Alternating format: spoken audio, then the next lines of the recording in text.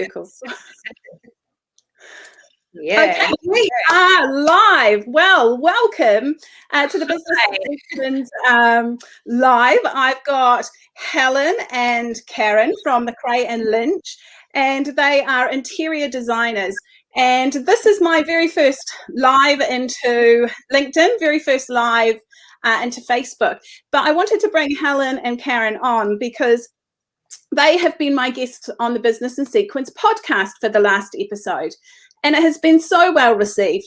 My team absolutely loved putting it together because the wealth of knowledge that Helen and Karyn have got in regards to interior design, but also too for being in partnership. They've been in business partnership and best friends for 25 years now. So they have given some great tips and hints in regards to business relationships and if you're thinking about interior design. But I thought I would bring them on today and just have a quick chat with them and just see how they're going. So welcome, Helen and Karyn. Thank you, Jo. Thank you, Jo. Thank you. We appreciate you having us on and being your guinea pigs for this. Is great. You are my guinea pigs. That's a better word than the word I used previously. I almost said it, but no. No, thank you. Well, welcome, and you are both in Sydney. Yes, we are. Yeah. You are both in lockdown at the moment, and you're both working remotely. Is that right? Yeah, Correct. that's right. Well, yeah, I'm in an area of concern, so my restrictions are a lot tighter than what Karyn's area. So she's able to duck into work, and I've set up a home office here in my home. Wow. We're also in lockdown too here in New Zealand. So we're coming up to, I think, our 4th week in lockdown. But you guys have been something like 12 weeks now in lockdown. Yeah, it's crazy. It's had a bit of an impact, obviously, on, the way we do business. But, I mean, wonderful things like this platform that we're on today, we can, communicate with clients. Can't do the face-to-face to, if we're in the design process and need to present drawings. Can't do it face-to-face, as I said, but, we adapt, we move on and make the most of Zoom and StreamYard. And, yeah, so missing my business partner who's normally just, sitting across from me, but we managed to talk quite a few times a day. But, yeah, business is still plodding along. So, yeah. How do you communicate during the day? Do you communicate via text messaging, or do you have certain times of the day that you meet to talk to each other? Because, you're not in the same house or not in the same area. So how do you go about being able to communicate with your business? It's a mix, Jo. We have, if it's something quick, it's a text message or it's a phone call, or if it's something to do with one of our projects, we'll jump on via Zoom and we'll actually share the screen. So what we do in the office, if somebody's working on a design or doing some drafting, and then we ask the other one for a bit of feedback or what have you, then we'll just jump on via Zoom. It's almost like a direct dial, isn't it, Karyn? We've got the little Zoom icon there, and it's like a little phone call through the computer screen, and then we're able to actually pull our drawings up, and which is great because then we can talk through whatever the area of concern is that we're, or an issue or just some feedback. So it's not it's no different really, other than Karyn can't get up and make me cups of tea. I have to do that myself. True. I'll talk to you both just about the business, and then I'll talk to you about your partnership as well. And so you both went through, I think it was the Design Centre in Enmore was when you first met. You two had such a successful career in regards to your business. You've done some amazing projects. Would one of you like to talk to us about probably one of the most memorable projects that you've worked on? Oh gosh, I think probably hands down, Karyn, you might agree, would be designing for Carnival cruise ships. Yes.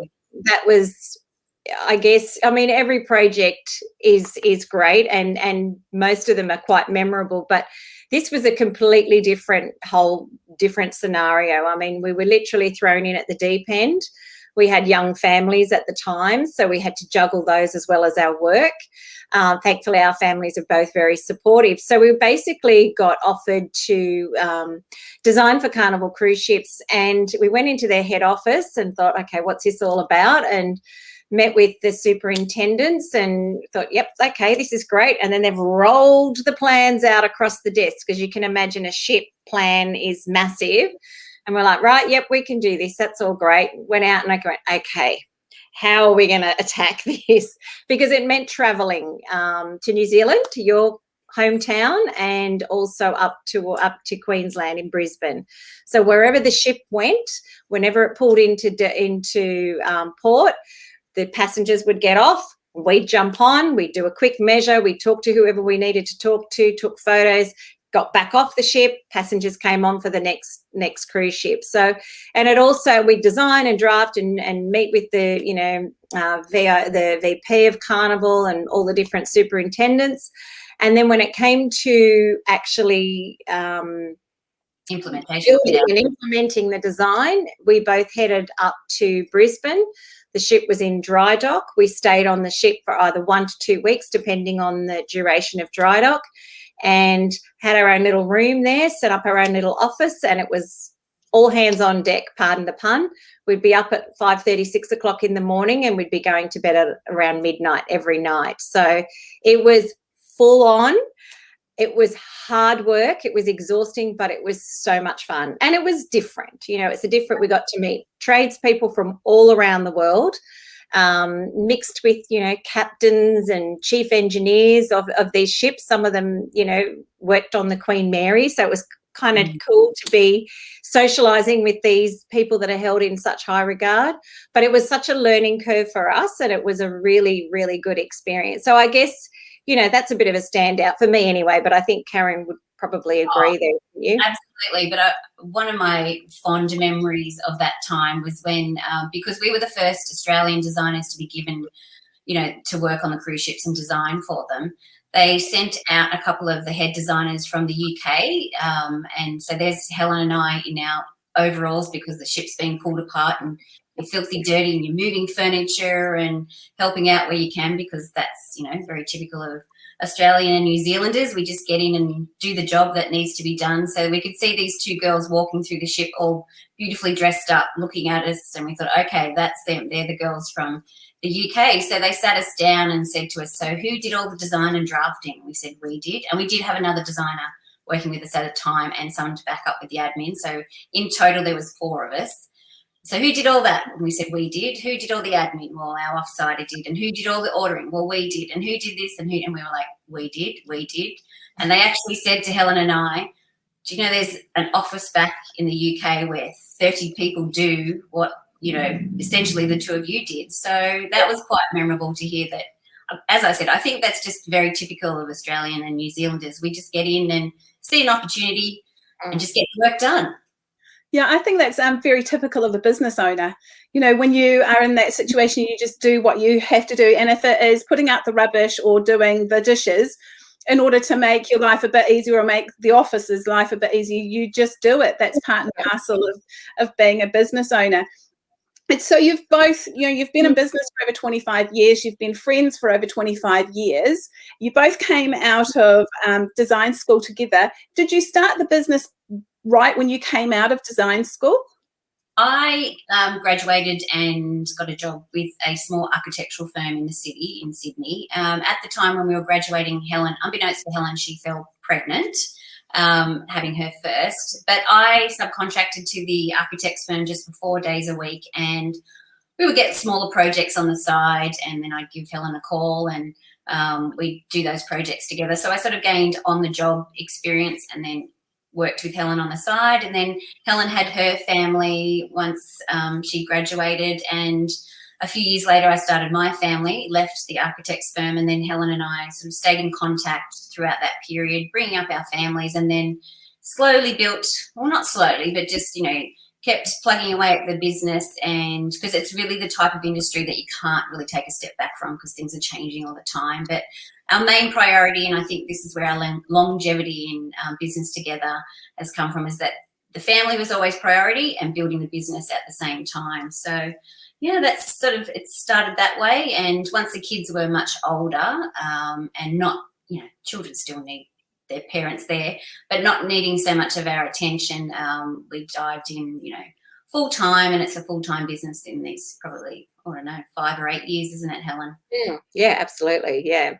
No, it was a very organic development, I guess, over the years. Just one thing led to the other, and we're both quite flexible, and so I guess for us, we just went with the flow, whether it was family or, work or part-time or whatever. We just kind of, as our families grew, as the business grew, we just molded and adapted and went from there. And I think we still work that way, don't we, Karyn? We kind of go with the flow. How does it work with, your friendship and business together? Does it all kind of just get molded into one, or do you come into work and say, right, we're going to talk about personal first and then get into business? How do you manage to make it work? That's pretty much how the day flows, I think, doesn't it, Helen? We come into the office and we've got amazing partners and gorgeous children that are all sort of grown up now, but we come into the office, someone might have annoyed us at home, so you sort of offload, and Helen's an ear there to listen, and I'm the same for her, and then it's like, right, get down to business. And but we, people sort of say, oh, do you lead separate lives? Which we do, but we don't. We even go to the gym together, celebrate, the milestones in life, birthdays and all that together. So I think we're kind of more like sisters, and even my sisters and my mum think of Helen as, extension, part of our family. So yeah, I think Helen and I were meant to cross paths, and I think this is where we were meant to be in life. So yeah. Your description about the sisters is probably the best way to describe it, because, generally with your sister, they'll have, not that I have sisters, I have brothers, but they'll have their group of friends and their network of friends, and then you'll come together, and sometimes your friends and your sister's friends might come together, and you'll both go on separate families with holidays, or separate families, holidays with friends. So it's kind of like that. We're not in each other's pockets, but we're a big part of each other's lives. And I mean, we are in each other's pockets every day at work. Other personal lives kind of, they cross. We do certain things together and we do certain things separately. So neither of us feel like we're kind of too, like it's too much for the other one. Yeah. If that makes sense. I love that, because I think that it would take a huge amount of respect as well for each other to be able to, if somebody's having a bad day, pick them up, and vice versa. Because I found that with working with, my husband Ambrose, we've grown a huge amount of grace and respect for each other. And we kind of find that when one of us is down, the other one picks the other one up, and vice versa. And then we have those good times when you're both kind of on the same page. And I think that, it takes huge respect to be able to work together as business partners and obviously best friends. Can I just ask a couple of quick questions? What has been some of the biggest, if you could give me one or two of your biggest learning lessons in business, what have they been? Oh, gosh, not to waste time. just to be focused, not to be frightened of the failures, and look at them as not so much a failure, but as a trial. Okay, we try this. It might not have worked the way we expected.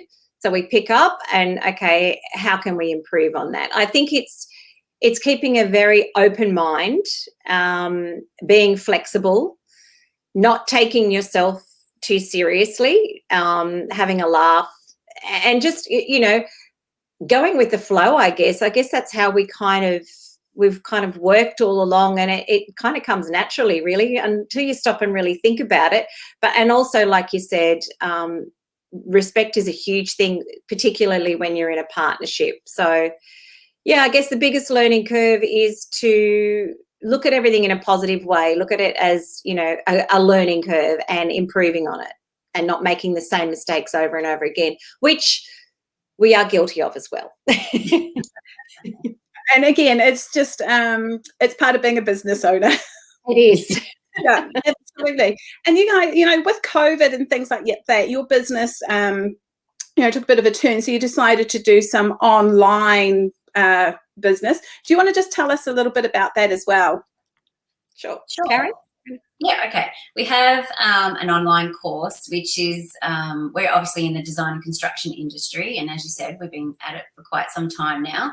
So we have a lot of wealth of knowledge and experience. So we've put together this online course, which is all about planning and preparing if you're doing a renovation or building a new home. So there's lots of online courses out there that talk about all the pretty stuff, which all our clients love and tend to focus on.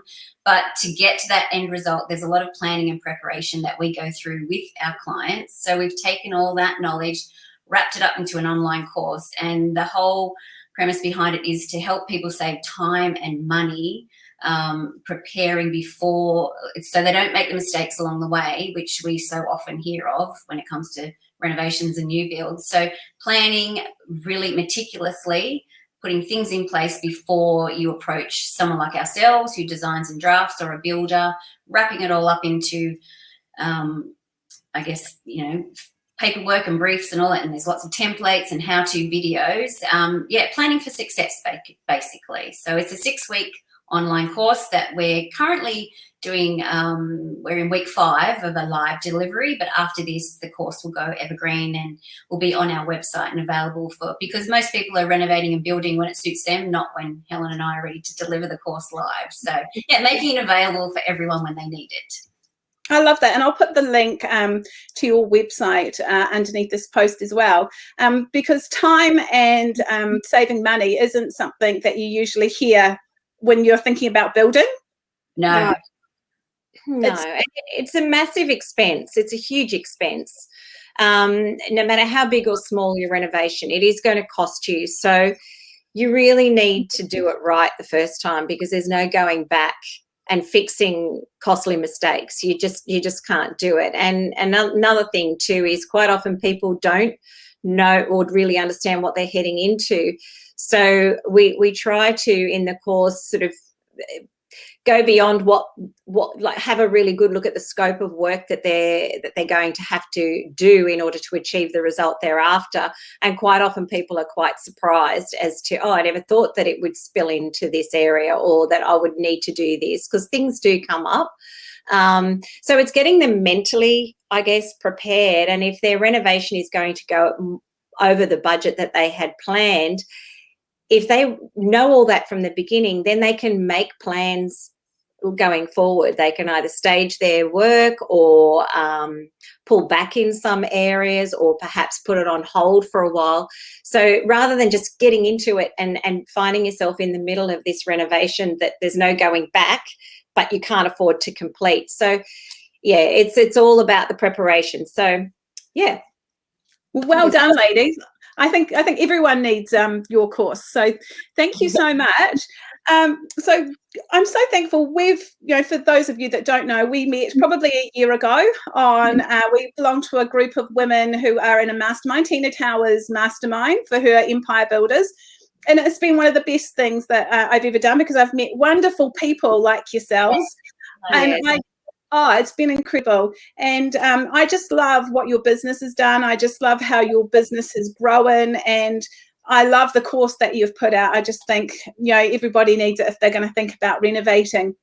And ladies, I just want to say thank you so much for coming on and having this quick chat with me. As I said, Karyn and Helen were both on the Business in Sequence podcast.